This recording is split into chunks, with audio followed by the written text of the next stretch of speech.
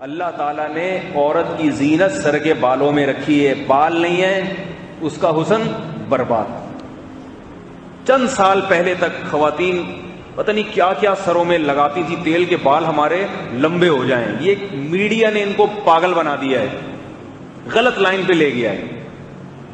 شاعری میں زلفوں کی تعریفیں ہوتی تھی ہمیشہ، آج کل کیا ہے، کٹنگ کرا لی، کندھوں تک بال آ گئے، اس سے بھی بات چھوٹی کرا لیتی ہیں۔ تو علماء نے لکھا ہے کہ عورت کے لیے لمبے بال رکھنا لازم ہے۔ اگر کٹنگ کرانی ہے تو صرف نیچے سے نوکیں، جو بالوں کی نوکیں ہیں ان کو کاٹ سکتی ہیں، نوکیں کاٹنے سے بال صحت مند ہو جاتے ہیں، سمجھ میں آ رہی ہے بات، اور نیچے سے برابر کر سکتی ہیں بالوں۔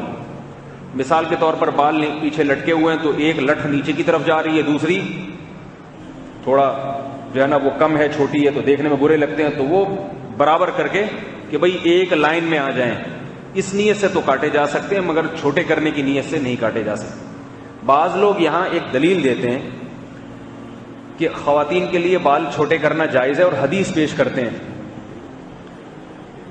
سمجھ میں آ رہی ہے بات، کہ نبی صلی اللہ علیہ وسلم کے انتقال کے بعد امہات المومنین نے بال چھوٹے کر لیے تھے، امہات المومنین نے بال چھوٹے کر لیے تھے، لہذا بالوں کا چھوٹا کرنا بھی جائز ہے۔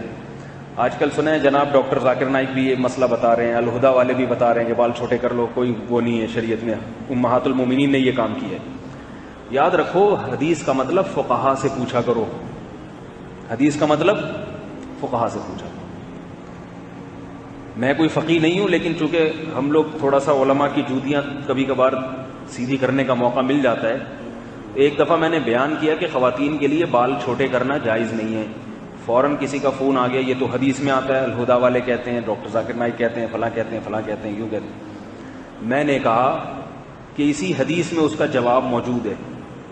امہات المومنین نے نبی کے انتقال کے بعد جو بال چھوٹے کروائے زینت ختم کرنے کے لیے، کہ ہم اچھا لگتے تھے، اچھا لگاتے تھے اپنے آپ کو، کس کو دکھانے کے لیے؟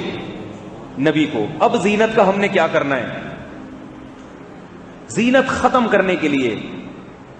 اور آج عورت بال چھوٹے کرا رہی ہے زینت بڑھانے کے لیے۔ تو بال چھوٹے کرنے میں زینت سمجھنا، شو سمجھنا، یہ اللہ کی تخلیق کو بدلنا ہے، اللہ کی بنائی ہوئی فطرت میں تبدیلی۔ اللہ کہہ رہے ہیں بال بڑھانے میں حسن ہے، اور یہ کہہ رہی ہے بال کٹانے میں حسن ہے۔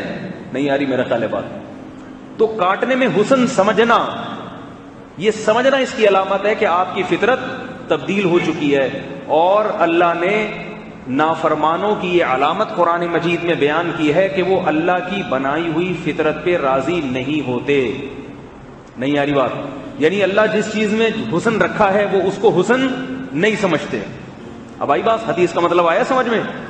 امہات المومنین نے نبی کی زندگی میں نہیں کاٹے بال تاکہ حسن و جمال رہے، جب نبی کا انتقال ہو گیا کاٹ ڈالے، چھوٹے کر دیے بال۔ اور امہات المومنین نے اس لیے بھی کیا یہ کام کہ نبی کی بیویوں پر نبی کی وفات کے بعد نکاح حرام ہے۔ تبھی صحابہ میں یہ ممکن ہے کوئی خاتون کہنا میرے میاں کا انتقال ہوگا تو میں بھی کاٹ لوں گی، تو آپ جو کاٹو گی ایک تو اس لیے نہیں، بلکہ آپ اس لیے کاٹو گی کہ میری زینت اور لگے، شو، اب تو مجھے فیشن کا موقع مل گیا، حالانکہ یہ وہ غلط بنیاد ہے۔